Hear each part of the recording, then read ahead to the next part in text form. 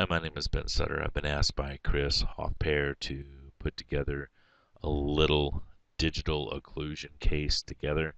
This is not a simple case, although it will illustrate what it is we're trying to achieve.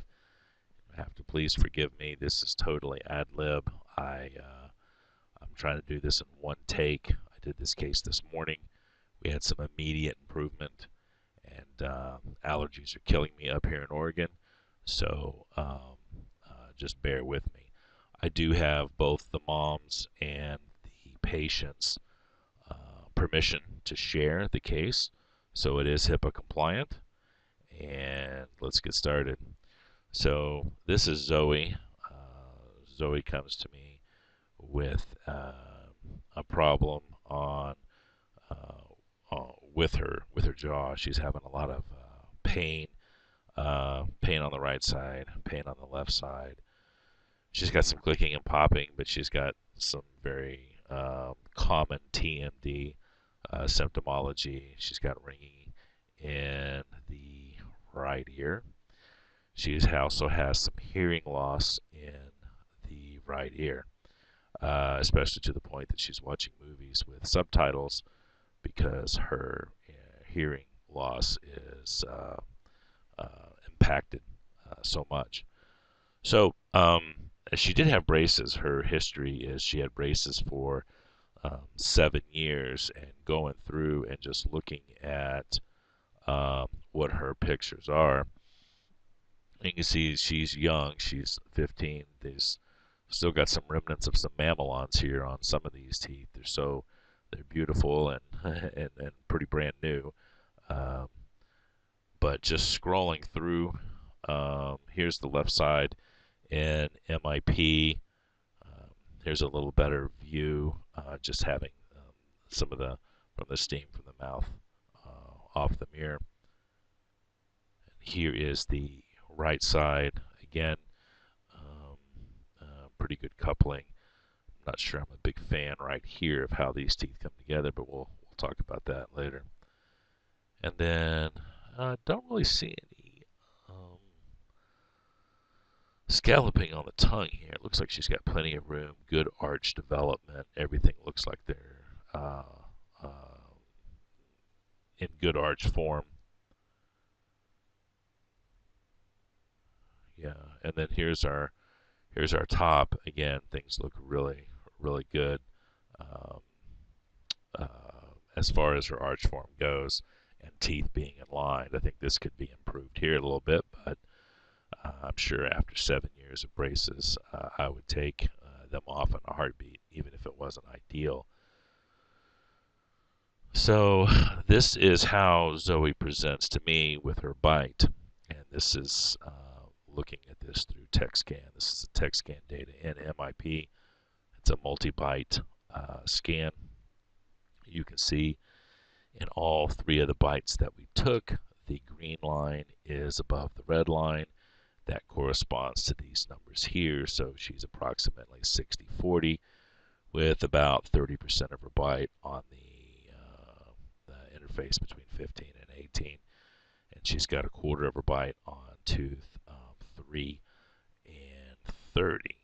So we do not have a good set of tires meeting the road, right? We're hitting hard in 2 little areas, and she's kind of fulcruming off those areas. Okay, so this was the end of last month. And this is how she presents today. You'll note that the date and time is 6:20, and the time is at 10:23 when we started her case. And again, even though the bite discrepancy is not as high as it was on the 3rd bite as it is in the first 2, she's still more on the left than she is on the right. Interestingly enough, this was a much more symptomatic day for her.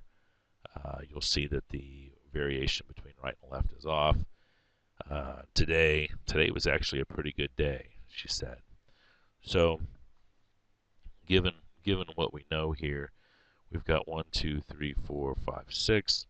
I had 6 pink pixels. Ideally, you want like just 2 or 3, and that's significant because the blue is a light force, and the green is kind of a middle of the road force, medium force, and then as you get into the oranges and reds, you get higher force, and then pink is so high the machine can't read the data.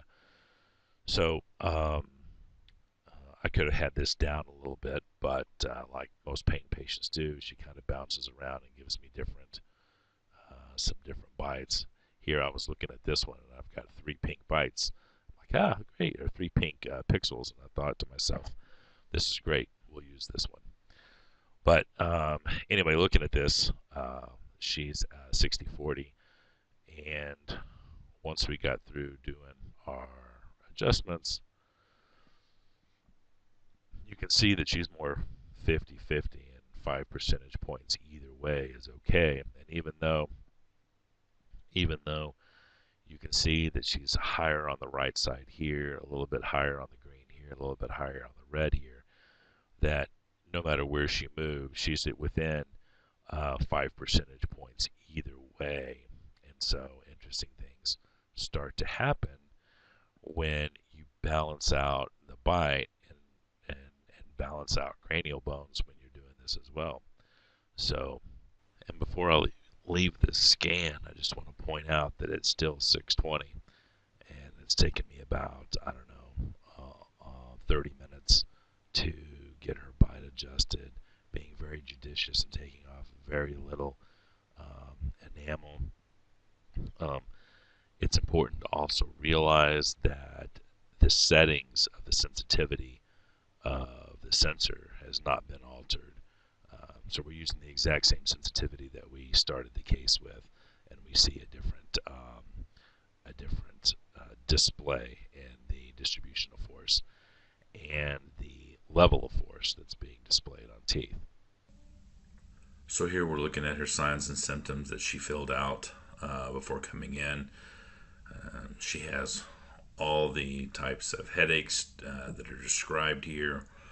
She's got issues with her eyes, pain behind the eyes, and some visual issues as far as being sensitive to sunlight and problems tracking while reading.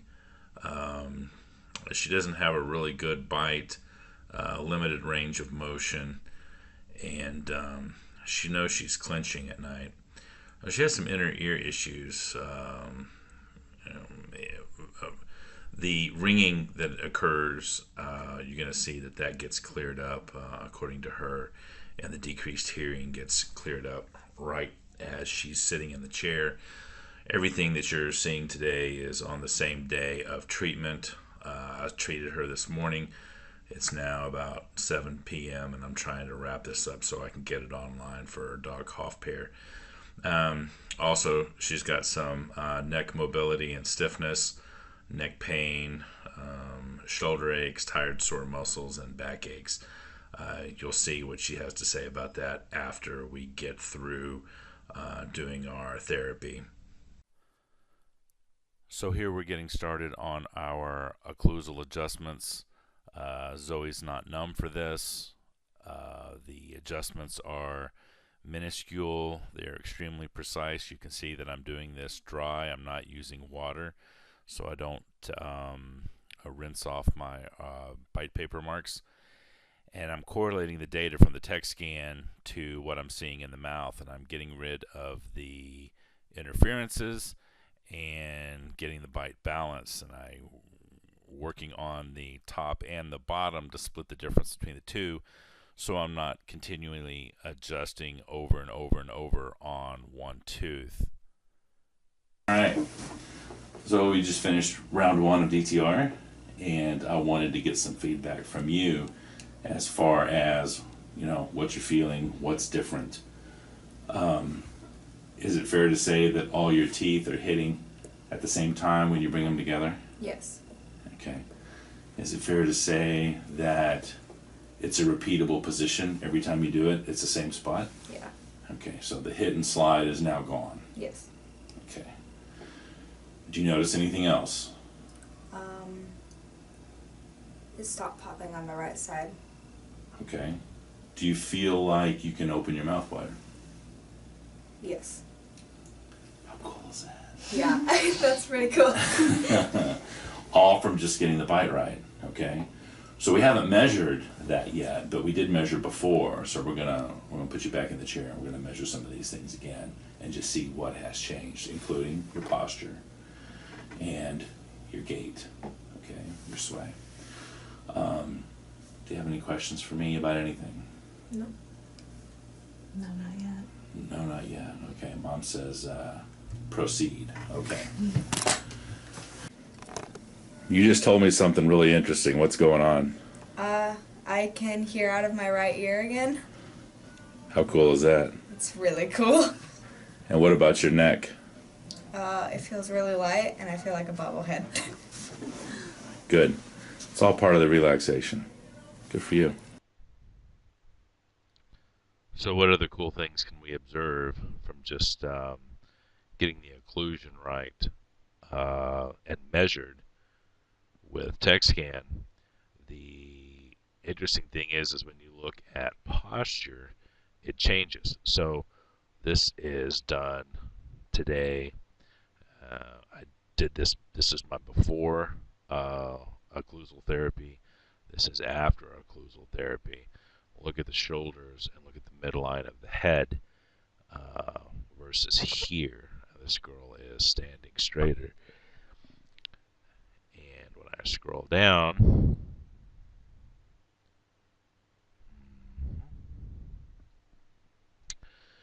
so again, same time points taken today. And what you'll see is that before she had her occlusion adjusted, she was much more in a forward head posture.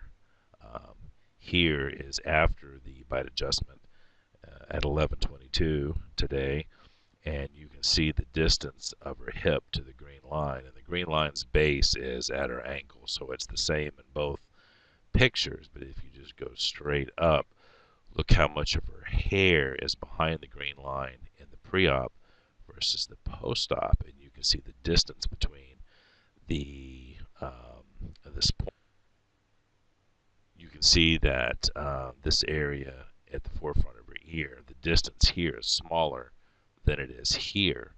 Okay, and head posture is a geometric progression. It's not linear, so you can see that calculating for forward head posture, her head really weighs 11.3 pounds given her height and weight.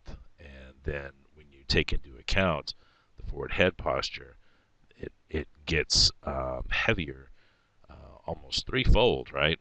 31.2 pounds. And then on the same day, we did our adjustment, and now it weighs 20.8 because she's not holding it so far forward, which is an improvement of 33%, and it's not even 2 hours. So that's pretty impressive. Okay, so we can see that we have a before and after change in her posture. And does that translate down to sway? So this is MAT scan technology. It's from T-scan as well. And what I'm measuring is her habitual bite with her teeth together. So what you have here is her habitual bite pre-DTR. This is post-DTR. And our foot balance, right and left, didn't change too much, although the sway parameters change considerably. So the red column is habitual bite. The green column is after we do our bite correction. And so you see that I recorded for 30 seconds on both sides.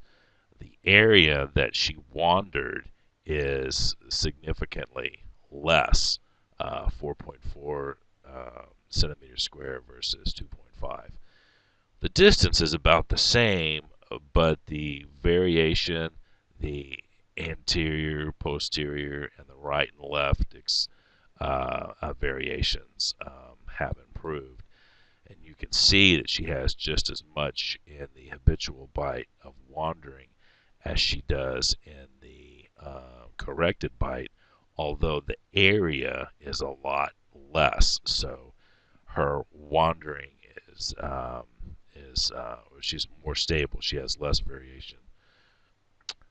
So in her ellipse comparison, the area that she has here, she wanders less around than she does in her habitual bite.